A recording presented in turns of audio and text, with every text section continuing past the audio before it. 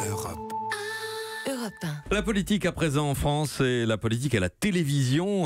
Certains d'entre vous ne peuvent plus regarder TF1 en raison de la bataille commerciale entre opérateurs et chaînes de télé. Qu'à cela ne tienne, Hélène Jouan, il y a d'autres médias qui émergent. Ah oui, c'est une vidéo qui surgit sur votre fil Twitter, vous y jetez un œil.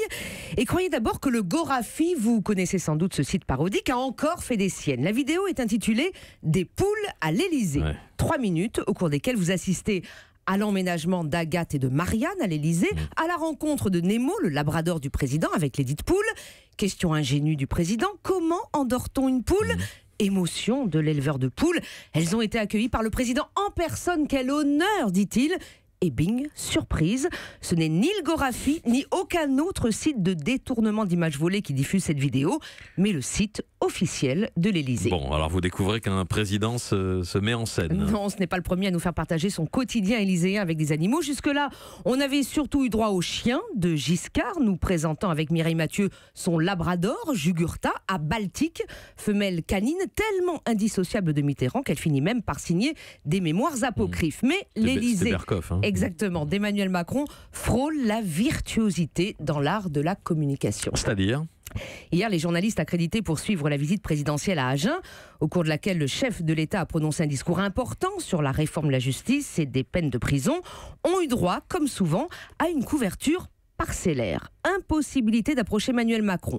Organisation et choix des questions des intervenants sous contrôle strict des services de l'Élysée.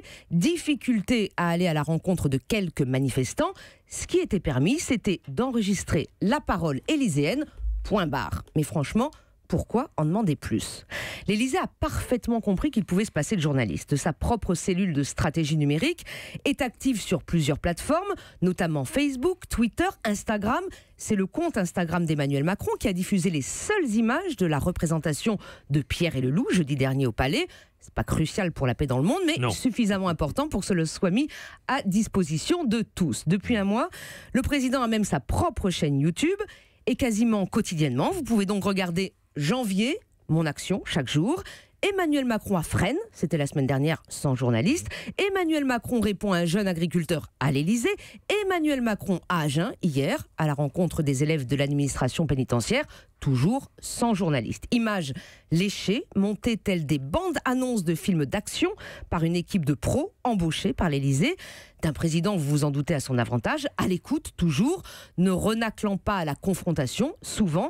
Storytelling parfait pour maîtriser le récit du quinquennat et ne pas le laisser à d'imprudents plumitifs. L'Élysée qui a aussi sa photographe officielle. Le papier du Figaro ce matin qui illustre la réception des stylistes à l'Élysée, une centaine de créateurs de mode reçus, est illustré par une magnifique photo des stylistes de Soisig de la Moissonnière, photographe officiel de l'Élysée. Axel ? Oui, non, mais en fait, il fait de l'anti-Hollande aussi. C'est le contrepoint effectivement parfait de ce qu'a fait François Hollande pendant son quinquennat. Emmanuel Macron est absolument convaincu qu'il a trop parlé aux journalistes, il a nourri des dizaines et des dizaines de livres et ça ne lui a pas forcément porté chance. Europe 1.